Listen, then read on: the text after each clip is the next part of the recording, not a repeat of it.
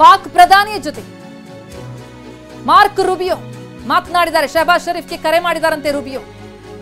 ಜೈಶಂಕರ್ ಜೊತೆ ಮಾತುಕತೆಯ ಬೆನ್ನಲ್ಲೇ ಶರೀಫ್ಗೆ ಕರೆ ಮಾಡಿದ್ದಾರೆ. ಅಂದ್ರೆ ಅಮೆರಿಕ ನಮಗೆ ಎರಡು ರಾಷ್ಟ್ರಗಳು ಕೂಡ ಆಪ್ತ ಅಂತ ಹೇಳ್ಕೊಂಡೇ ಬರ್ತಾ ಇದೆ. ಅಮೆರಿಕದ ಕಾರ್ಯದರ್ಶಿ ಹಾಗಾಗಿ ಸದ್ಯದ ಪರಿಸ್ಥಿತಿ ಬಗ್ಗೆ ಮಾತುಕತೆಯನ್ನ ನಡೆಸಿದ್ದಾರೆ.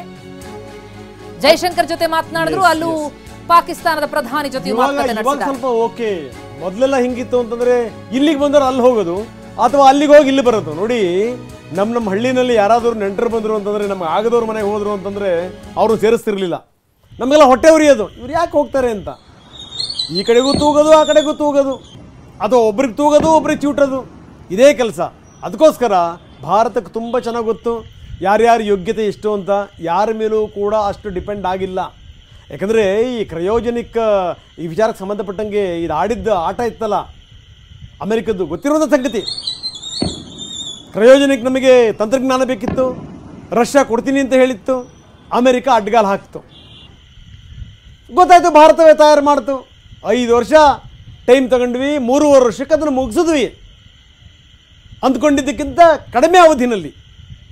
ಇದು ಭಾರತದ ಹೆಗ್ಗಳಿಕೆ. ಇಸ್ರೋದಂಥ ಸಂಸ್ಥೆ ಇವತ್ತು ಆಕಾಶವನ್ನು ಆಳ್ತಾ ಇದೆ ಅಂತಂದರೆ ಲೆಕ್ಕ ಹಾಕೊಳ್ಳಿ ಎಲ್ಲಿದ್ದೀವಿ ಭಾರತ ಅಂತ. ಇಂಥ ಭಾರತ ಇಂಥ ಕಜ್ಜಿನಾಯಿಗಳಿಗೆ ಹೆದರಬೇಕಾ?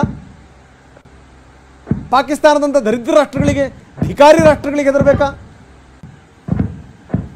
ಅದಕ್ಕೆ ಜನ ಕೇಳ್ತಾ ಇದ್ರು. ನೋಡಿ, ಬಹಳ ಆಶ್ಚರ್ಯ ಆಗುತ್ತೆ. ಈ ಮೊನ್ನೆ ನಾವು ಈ ಮಂಜುನಾಥ ರಾವ್ ಅವರ ತಾಯಿ ಜೊತೆ ಮಾತಾಡ್ತಾ ಇದ್ವಿ. ತಾಯಿ ಜೊತೆ ಮಾತಾಡ್ತಿರುವಂಥ ಸಂದರ್ಭದಲ್ಲಿ ತುಂಬ ತಡವಾಯ್ತಾ, ಏನಾದರೂ ಆಪರೇಷನ್ ಇದು ತುಂಬ ಲೇಟ್ ಆಯ್ತು ಅಂತ ಅನ್ನಿಸ್ತಾ, ನಿಮಗೆ ಬೇಸರ ಆಯ್ತಾ ಅಂತ ಆಕೆ ಪದೇ ಪದೇ ಹೇಳ್ತಿದ್ದಂಥ ಮಾತು ಒಂದೇನೇ, ಇಲ್ಲ ನಮ್ಮ ದೇಶದ ಮೇಲೆ ನಂಬಿಕೆ ಇದೆ, ನಮ್ಮ ದೇಶದ ಪ್ರಧಾನಿ ಮೇಲೆ ನಮಗೆ ನಂಬಿಕೆ ಇದೆ, ಎಷ್ಟೇ ತಡ ಆಗಿರ್ಬೋದು ಆದ್ರೆ ತಕ್ಕ ಪಾಠ ಕಲಿಸುವಂತದ್ದು ನಿಶ್ಚಿತ.